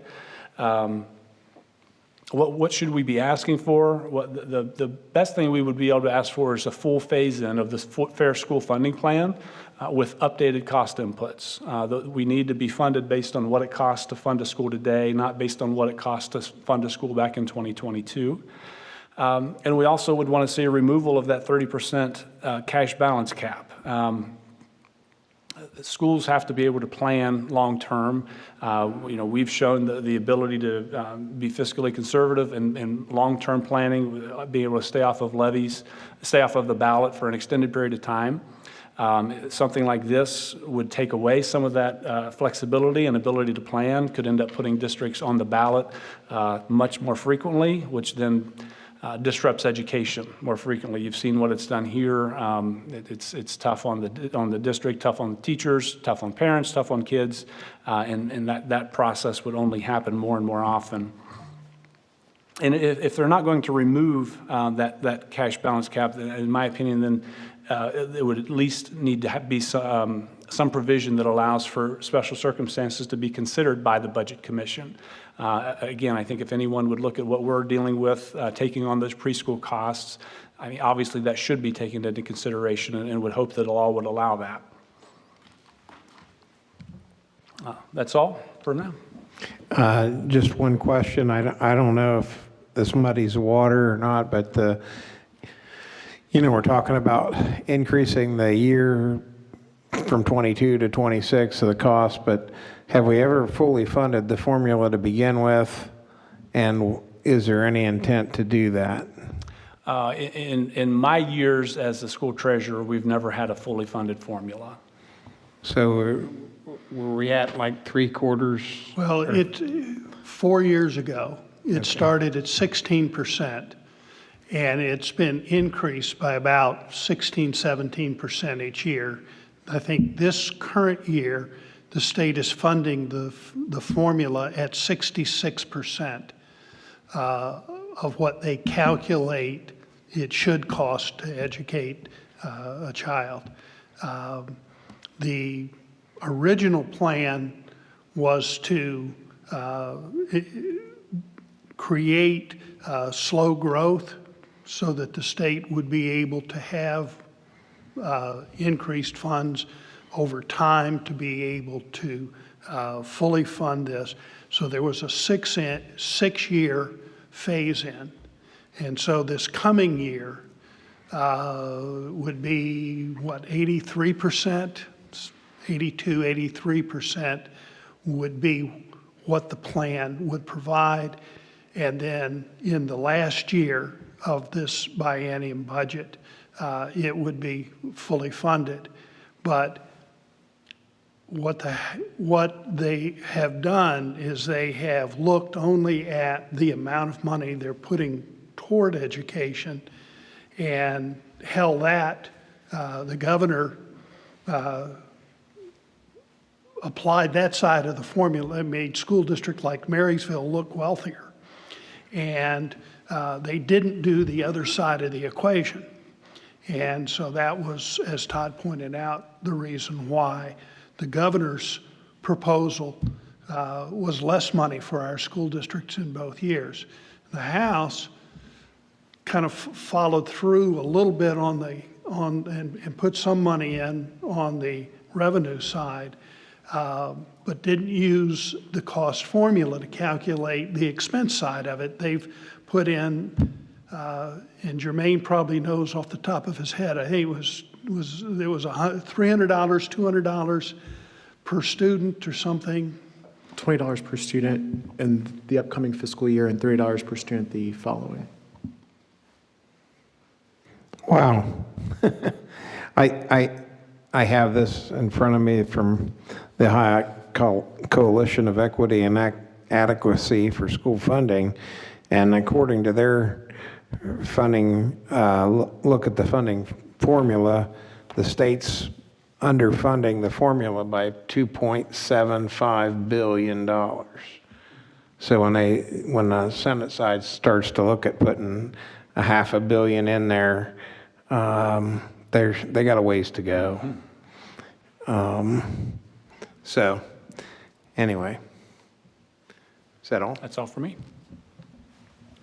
I did have one question, and yeah. So if the budget, if this does pass as it is with the Budget Commission, reducing the tax rate if we are over 30% of the prior expenditure year, is there a way where it would create like inconsistency with the tax rate? Like if the next year we're below 30%, would the tax rates go up? I'm unclear on that part. Like would it be, or will it just stay flat where they put it? I can't answer that with certainty, but my understanding would be in the year where they're reducing it, you're obviously the tax rates are going to go down, and then my understanding would be the following year they would just go back up to where they would have been. Okay. And I guess part of the problem with that is when they're saying, oh, you've got too much money, we're going to take your taxes away. Well, when you don't have enough money, they're not going to give you more taxes. So it's only the one side of the equation. Do you think that would be customer friendly for taxpayers to get a decrease and then an increase the next year? It definitely creates confusion. Thank you. Okay, in the President's report, I have 4 items, but the first one's a community coffee, and I'll turn that over to Ms. Savage. So we had a community coffee last Sunday. We had 2 people come in to talk to us. The initial question was on pay-to-play returning, and they asked us to make it very, very clear that pay-to-play is returning back to its original format if the levy passes. So there's been a lot of discussion in the community, and they wanted us to make it absolutely clear that the original pay-to-play is returning if the levy passes. They also had additional questions on some general district finance questions. All the questions on, there are some questions on our religious release policy, which we went ahead and reviewed. Their question was stemming about when the students were released and that it is lunchtime. Our students only leave with parent permission at lunchtime. And there was questions in regard to the Harold Lewis takeover. And again, I think we've covered that pretty extensively here. I asked them to make sure to tune into the board meetings over the next couple months because a lot of that information will be delivered firsthand right here. Okay, thank you. And then item number 2, I'm going to read a statement I put out about 2 weeks ago, I think. And it says, "It has come to my attention by many that because of my statements or misstatements at the special board meeting on Wednesday night, that myself or the Board of Education is considering not bringing back some or all of the cuts in the contingency plan. This is not true. I was just merely making the point of how close we are budget-wise when things like the preschool budget is being taken away from us. My goal was to make it clear that we could still bring back all of these cuts back. We will still have resources to bring these things back, but will certainly not be ahead. Again, it was not my intention to suggest that we would not bring these back. We will. To be clear, our intent, if the levy passes, is to reinstate all student resource officers in the MEVSD school district that were eliminated in November, reinstate all 30 staffing positions that were eliminated in 25-26 school year, reinstate the theater, arts program, and the entire district, throughout the entire district, reinstate the AP course offerings, elective offerings that were eliminated for the 25-26 school year, reinstate Cat's Eye, mock trial, and the technology club, and bring pay to play back down to $200 with a family cap of $600. Okay, and then point 3, we'd like to thank the city for the proclamation by the city declaring May 6th, 2025, Marysville School Day. We appreciate the improved relationship and collaboration that we've gotten with the city recently. The end of the year activities that are happening across the district that I was able to attend, and several of the other board members did too. There was a great FFA banquet the other night. National Honor Society induction was last night, I think. It was a great experience to see those gentlemen and ladies up there on stage. Fantastic Mamma Mia musical. If you didn't see that, you missed out. So, and I'm a connoisseur of Mamma Mia, so. And that's it on the president's report. So, let's see here. Student achievement. Student achievement, good. One thing that caught my eye, OSBA put out their newsletter, and Leo Lucas Scholarship Opportunity. Any school district that participates with OSBA, any student in that district is eligible to apply for a scholarship. Just needs to be a 2 or 4 year school. Not just that Leo Lucas, if someone's interested, they can see me, I can share some information. But I encourage all of our kids thinking about college to look at opportunities where they can receive some funding. That's it. And the legislative report. Thank you, Mr. President. Some updates. Thankfully, our Ohio General Assembly is on spring break, so things are not going wild right now, like they have been in prior weeks, with a lot of legislation just being introduced that impact property taxes or education. On May 1st, I do want to bring it to attention, on May 1st, the Auditor of State's office is going to release financial health indicators for traditional and joint vocational school districts. They do this already for other local government entities like the city of Marysville or your county government, but this will be the first year that they're doing it for school districts. These indicators will provide an early warning signs of fiscal distress, and they'll use the data derived from fund balances, tax collection, step payments, and other financial data. There's going to be 16 different indicators, and you'll see kind of like your stoplight, positive, cautionary, or critical categories. That's how each of these indicators will be evaluated. And there are webinars, if you're interested, I can share those times and the link if you are interested in attending a webinar to learn more about this. If you want to know more about the budget, which there's a webinar from OSBA on April 22nd, Tuesday at noon. Typically, this is they consider like a lunch break. It's an hour, so it's not going to take too much time. If you want to, and you can always listen. You don't have to engage in the chat room or questions, but it'll give you just an overview because it's not, the budget also includes a lot of policy. So it'll touch on the funding formula, but there's also other aspects of the budget that impact education. And the Ohio General Assembly will be back on the 28th. I know Todd already talked about the budget. The only thing I would like to add, if I may, is that there is a supplemental for enrollment growth.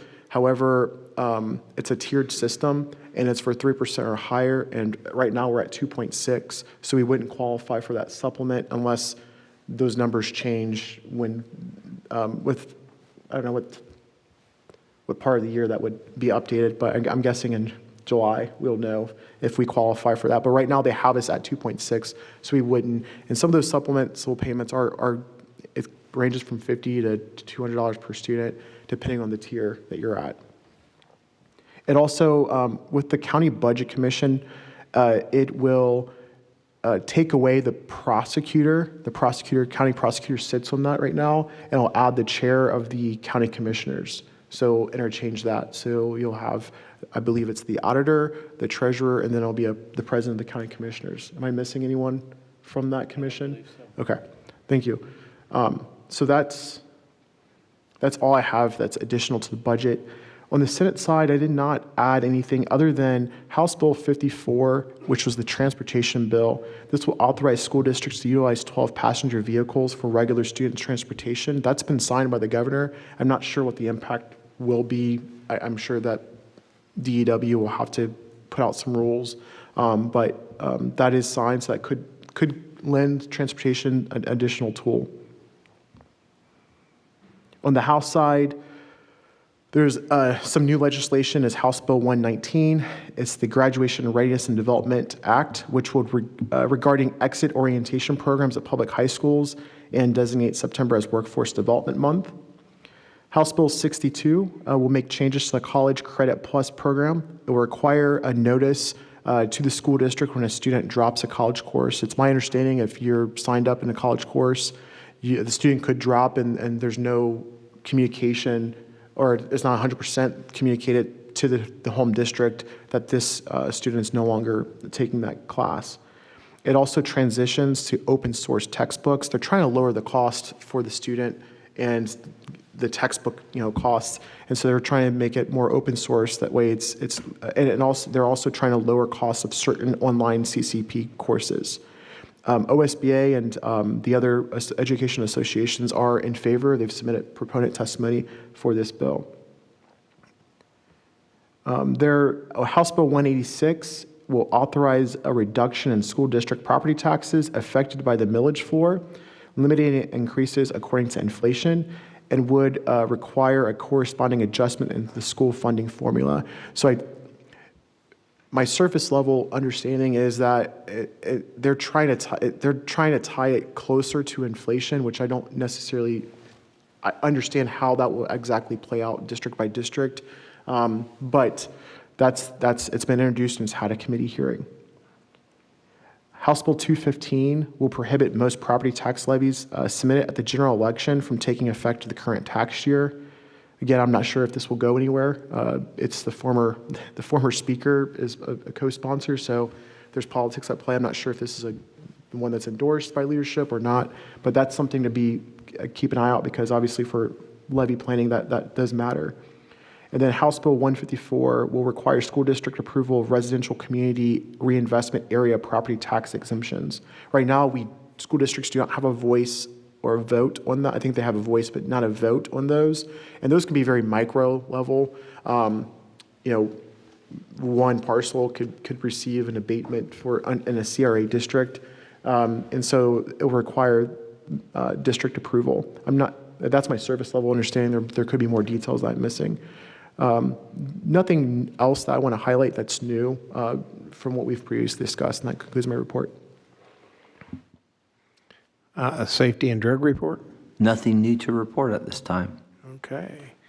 And at this point, I need a motion to approve the draft minutes from the prior meeting. So moved. Second. Properly moved and seconded. Any discussion on the minutes? Seeing none, we'll have a vote. Mr. Smith? Yes? Ms. Savage? Yes. Mr. Ferguson? Yes. Mr. Keller? Yes. Mr. Cap? Yes. And that takes us on to, we need a motion to approve the purchase of the propane fuel island. So moved. Is there a second? Second. Discussion. I don't really have anything to add other than what Mr. Amos provided. I mean, it does fit within our existing permanent improvement forecast. There were a year where, as you might remember, we tried to purchase some buses, but we were unable. So they've been able to carry over some of that budget money. So it really isn't going to have a significant impact on our schedule. Now, is this for the buses or for the fuel island? Both. Oh, I see. Okay. And what are we talking price-wise on the fuel island? I think it was just over 100. Yeah, Fuel Island is your first, and then your second one is, they're two separate resolutions, just so you know. Okay, that's what I was thinking. Okay. It says the detailed estimate of the cost is $100,000 for the base bid and $20,000 for the proposed alternate. Thank you. Yep. Okay. Any other discussion? I just appreciate us. It's always good to have competition, and we have struggled to get buses as long as I can remember, to be honest. So we have availability in the propane buses, but I like the fact that they're not converting 100%. It's always good to have a balance. This conversion is going to take many years because we're only doing it basically 4 buses a year. So it's going to take time, but it gives us a sense of balance, and we're getting good return on investment, and we're reducing our cost in the initial bus cost. I thought we had an ROI of what, 6 years? 5 years, 4 years, okay. On just 2 buses.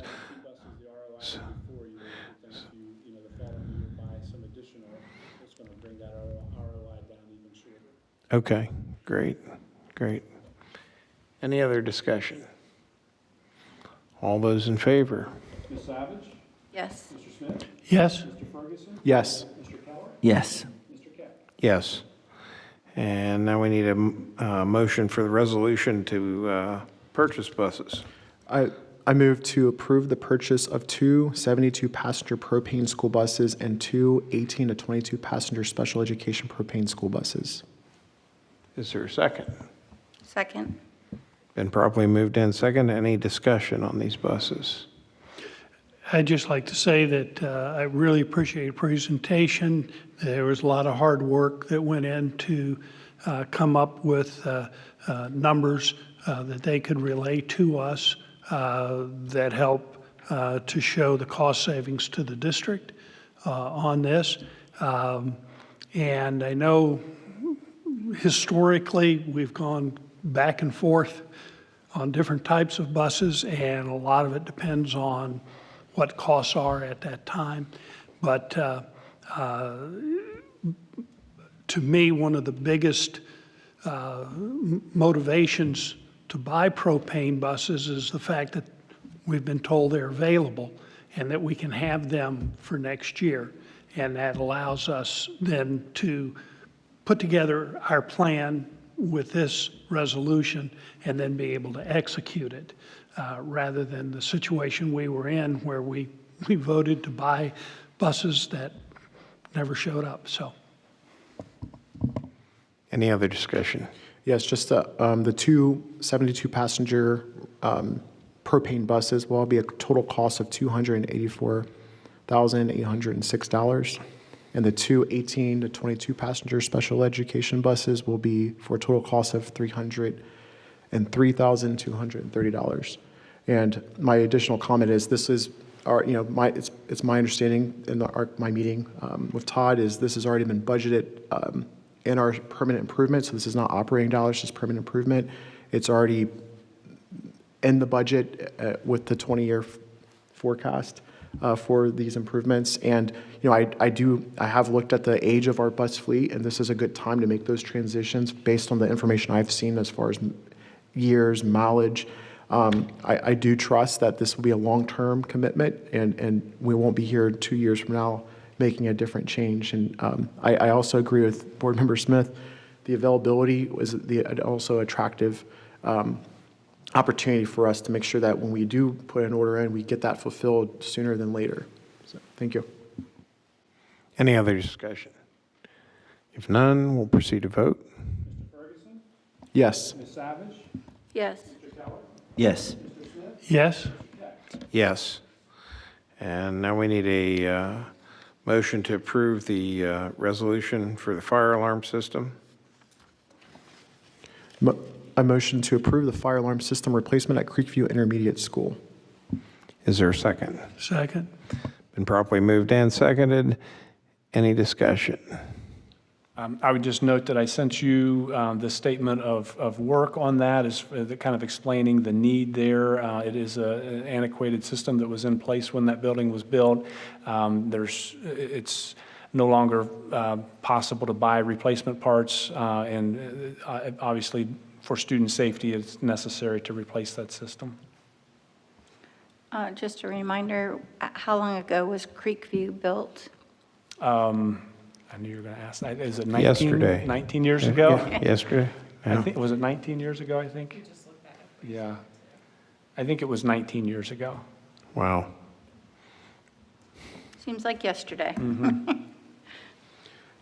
In the resolution, the cost for this purchase order is $192,325.68 to the cent. It's defined. So I do thank you for that. This is kind of a larger question. I know we just had our facilities inspected.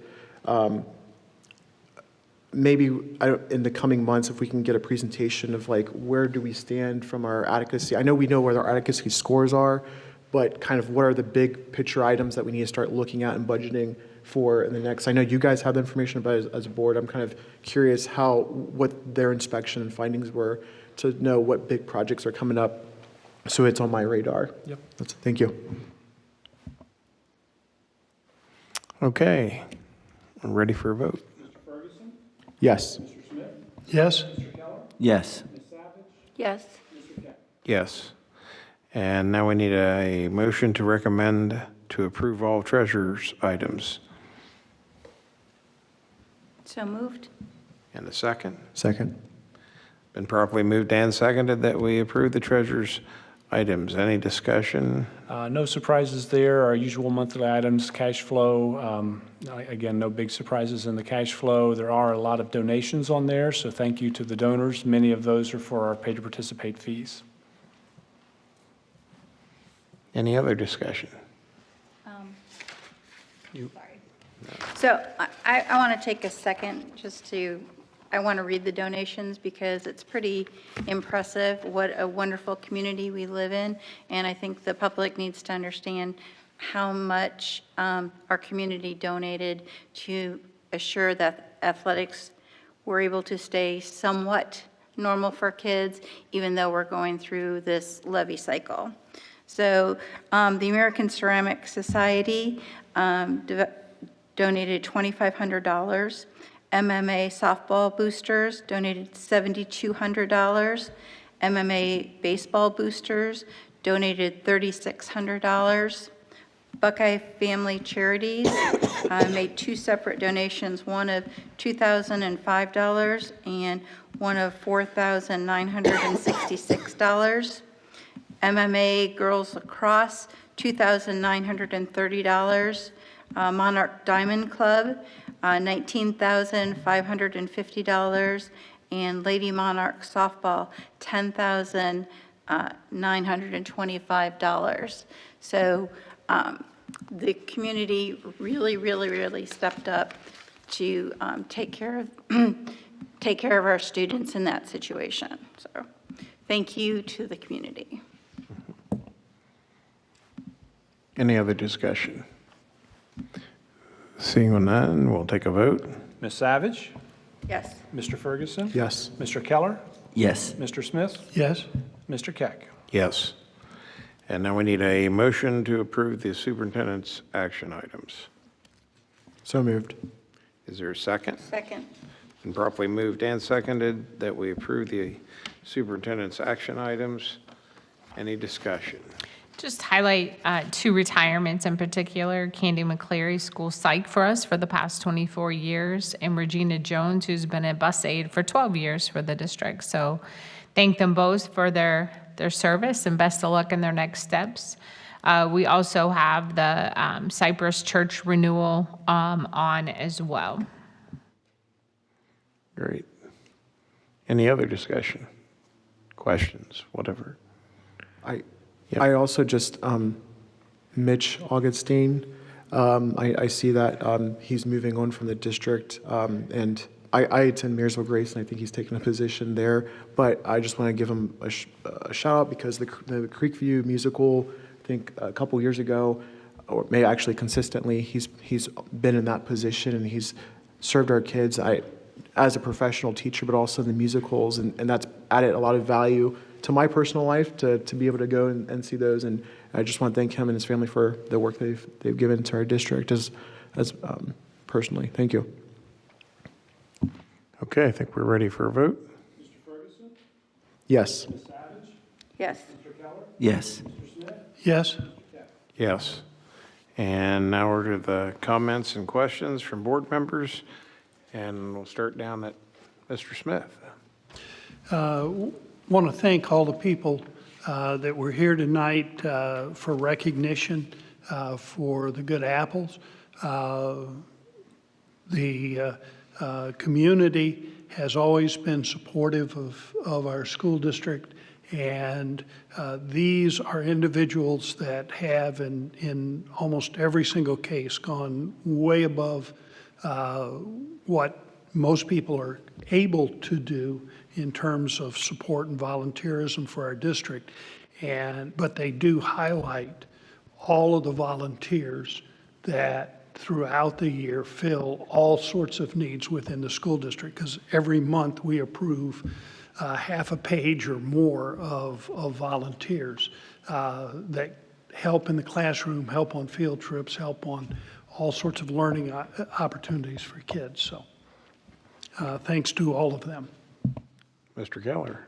Yeah, I too wanted to highlight our volunteers that were recognized, but as they were being recognized, I was reflecting on just any volunteer that they weren't here this evening. If they gave 1 hour of one day to our schools, it made it a better place, so thank you.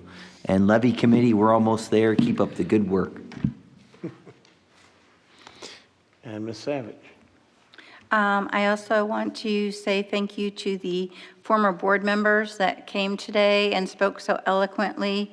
We really appreciate their service over the years and staying still involved in the community even after they left their positions. Congratulations to Todd and your entire team. That's quite an achievement. State Auditor's Award. I don't know if everyone heard, but only 10% of audits in the entire state receive that level of award. That speaks very highly to the financial acumen of our district, and so thank you very much for that. And Mr. Ferguson.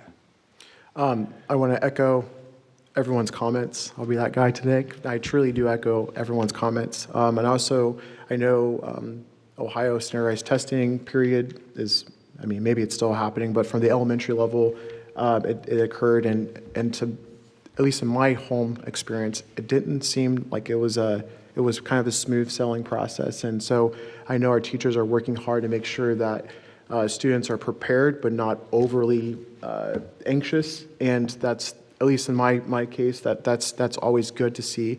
I want to thank the principals for their continuous effort in the building reports. It's great information, updates about the PTOs and programmings at the building. I want to thank our Good Apple Award recipients. And as we move to the end of the year, there's a lot of noise in the community. There's a lot of efforts, and even on our behalf of some of our students are out engaging the community and educating them. I would just want to give my sincere gratitude to everyone who's involved helping educate our members in the community about our financial needs, but also focus on their jobs and focus on their studies and preparing for graduation. Some of them are preparing for graduation here in a month, right? May 17th, I think. So looking forward to that day. Okay, and I'm just going to say that got a great team up here that thanked everybody, so ditto on all of you. I didn't write a big speech, and I got that done in the president's report anyway. So at this point, I need a motion to adjourn. So moved. Is there a second? I'll second. That was close. I was afraid it was going to die there. It's been properly moved and seconded as a privileged motion. Therefore, we'll proceed to vote. Yes. Yes. Yes. Yes. Yes. We are adjourned.